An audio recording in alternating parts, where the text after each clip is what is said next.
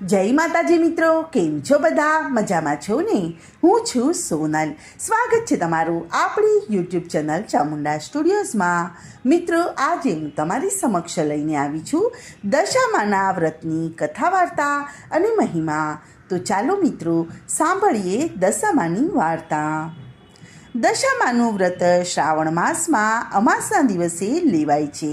વ્રત કરનારે પ્રાંતઃકાળે ઉઠી પવિત્ર થઈ દશામાની વાર્તા સાંભળવી અને બની શકે તો 10 દિવસ સુધી નકોડા ઉપવાસ કરવા. પહેલે દિવસે માટીની સાંઢળી બનાવી પછી તેનું પૂજન કરવું. 10મે દિવસે તે સાંઢળીને જળમાં પધરાવી દેવાની. 5 વર્ષ પૂરા થાય ત્યારે વ્રતનું ઉજવણું કરવું. ઉજવણામાં રૂપાની સાંઢળી દાનમાં આપવી. આ વ્રતથી ખરાબ દશા પલટાઈ જાય છે અને સુખ અને શાંતિ મળે છે. શ્રાવણ મહિનામાં અમાસના દિવસે ગામની સ્ત્રીઓએ દશામાનું વ્રત લીધું હતું. વ્રતવાળી બહેનો નદીએ નાહવા જવા લાગી. નદીને કાંઠે રાજાનો મહેલ હતો. રાણીએ એટલી બધી સ્ત્રીઓને નહાતી જોઈ અને દાસીને પૂછ્યું કે પેલી સ્ત્રીઓ કયું વ્રત કરે છે? ત્યારે દાસીએ નદી કાંઠે જઈને પૂછ્યું કે તમે કયું વ્રત કરો છો? ત્યારે એક સ્ત્રીએ કહ્યું કે અમે દશામાનું વ્રત કરીએ છીએ. બીજી સ્ત્રીએ કહ્યું કે 10 સૂતરના તાતણા લેવા અને તેને 10 ગાંઠો વાળવી અને તે દોરાને કંકુ દેવો અને તે દોરો હાથે અને કળશે બાંધી દેવાનો. કળશે દોરો બાંધી અને દશામાના નામનો દીવો કરી અને સ્તુતિ કરવાની.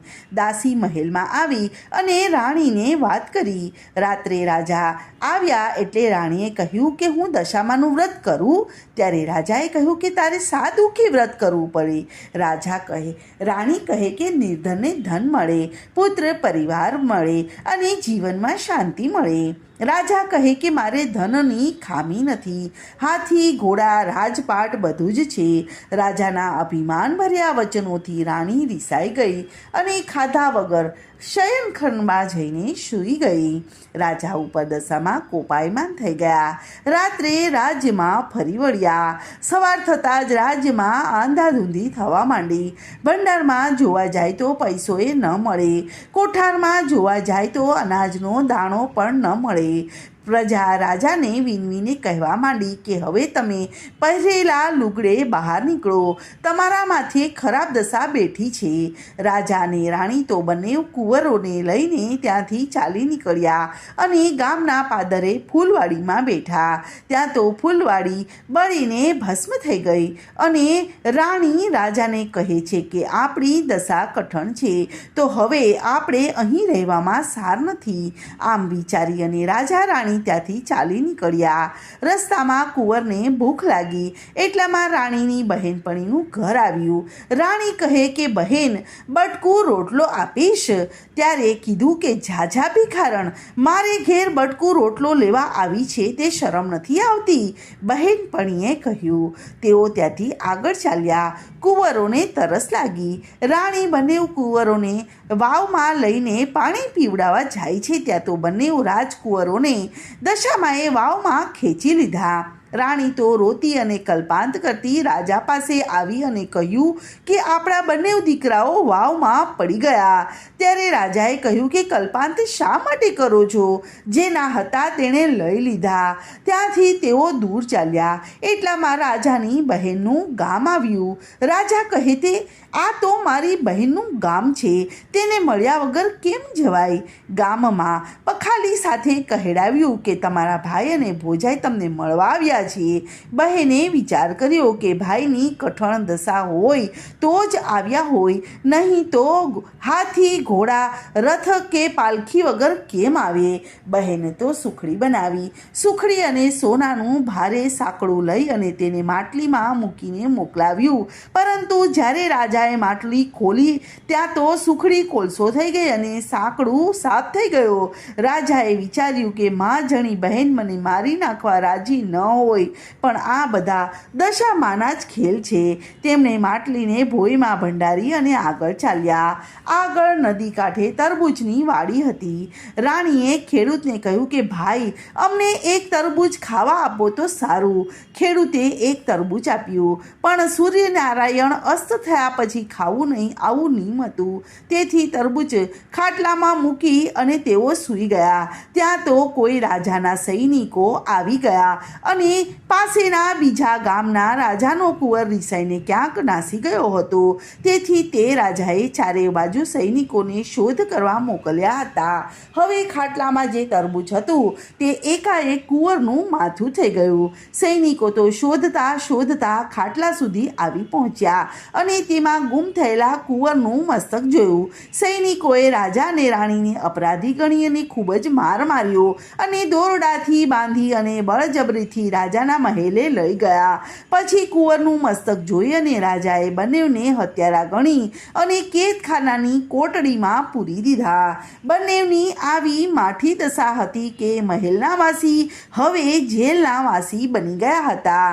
આમ ને આમ શ્રાવણ મહિનાના અમાસનો પવિત્ર દિવસ આવતા રાણીના મનમાં થયું કે પોતાના પતિએ દશામાના વ્રતની અવગણના કરી હતી. તેથી માતા રૂઠ્યા છે, માટે હું આ વખતે દશામાનું વ્રત કર્યું. તેણે 10 દિવસ દશામાની ક્ષમા માંગી. કેદખાનાનો ઉપરી ભલો અને ધર્મિષ્ઠ હતો, તેથી તેણે રાણીને ઉજવણું કરવાની સગવડ કરી આપી. વ્રતના 10 દિવસ પૂરા થતા રાણીએ 10 મુઠ્ઠી ઘઉં મંગાવ્યા. તેને માટીમાં નાખી અને માટીની સાંડળી બનાવી અને પછી તેને રાજાએ પોતાના હાથે જમાડ્યા. રાજાએ પણ જમતા પહેલાં દશામાને પ્રાર્થના કરી અને ભૂલ બદલ ક્ષમા માંગી. રાણીએ આખો દિવસ સાંડળીને પોતાની કોટડીમાં જાળવી રાખી અને સવારના 4 વાગતા નજીક આવેલા નદીએ સાંડળી જળમાં પધરાવી આવી.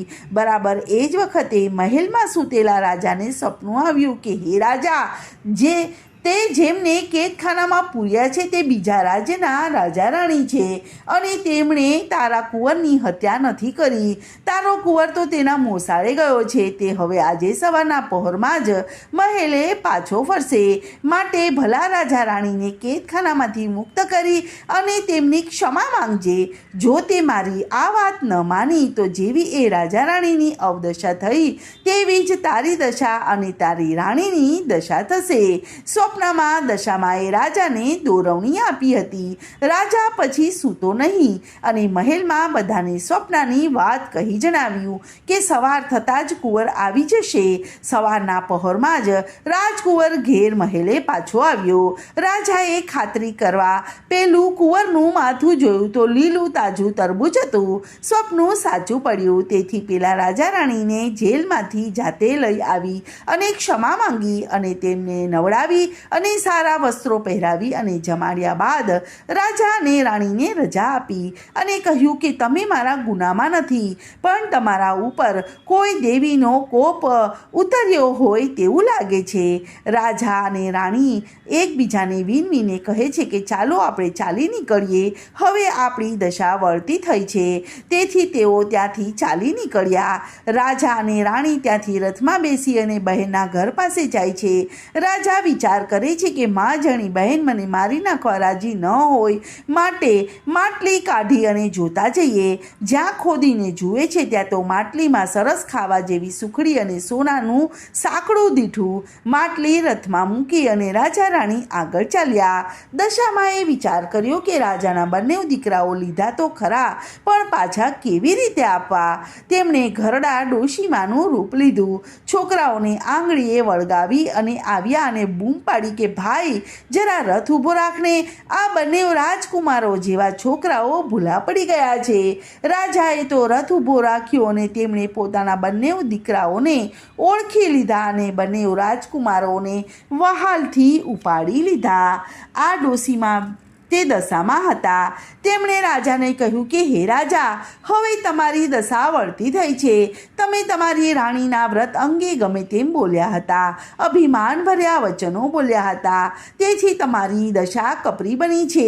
હવે તમને સમજાયું હશે કે કોઈ પણ દેવની અગર કોઈ વ્રતની અવગણના કરવાથી કેવી બુરી દશા થાય છે. હવેથી તમે કોઈ પણ દેવી દેવતાઓને નિંદા કરશો નહીં. કોઈ પણ વ્રતને વંખોડશો નહીં. આટલું કહી અને ડોશી રૂપે આવેલા દશામાં અંતર્ધ્યાન થઈ ગયા.